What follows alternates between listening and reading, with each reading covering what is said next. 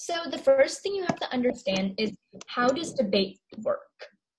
Well, with a debate speech, you're going to be given a debate topic, and that debate topic is also known as a resolution. Now, you're either going to be affirmative to the resolution or negative to the resolution. Then you have to make sure to research the topic. You have to use credible information and also understand your component to your argument. Let's say my argument or my resolution is, should plastic bags be banned? And my side is plastic bags should not be banned. But I also have to research the other side, that plastic bags should be banned, so I can create a counter argument. Next, you have to write an outline. Now, memorizing is pretty hard to do, especially when you have a really long debate speech. So what I recommend you guys to do is you can write an outline. Now, if you look at the picture on the top right, there's this picture. It says write an outline. It has a speech outline. It has introduction, your thesis arguments, your key points, and your conclusion. And for me, whenever I give debate speeches, I try not to memorize so much. Instead, I just have an outline in front of me, and I look at my different sections, and then I talk about them. Then you have to write an introduction that is catchy and interesting, and it draws your attention to your audience. Now, an introduction is very important because right when you speak, your audience knows if you're professional or not and what you're talking about.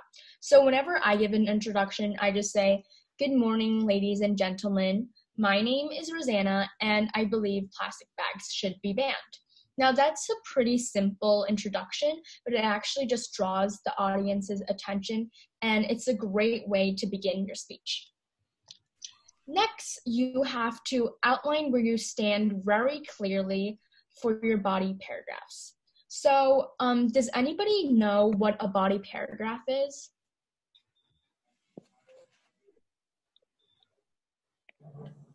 Evan? I don't know how to unmute you. And Lee? Yes. I'll unmute him. There.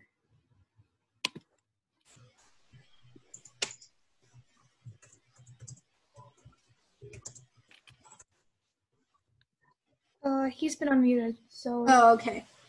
So a body paragraph is basically a paragraph to state like your main points and to get the readers to let the readers know your topic. Yeah, that's literally what a body paragraph is. It's basically you're giving your key points, and you're also going to use your research to develop evidence for your key points. And you want to make sure that you always restate your argument so your audience understands where you stand towards this topic. And you also want to make sure that your key points are well developed. Lastly, you want to use persuasion. Now, has anybody heard fake it till you make it? It's not a volunteer opportunity, but has anybody heard that? Fake it till you make it? No?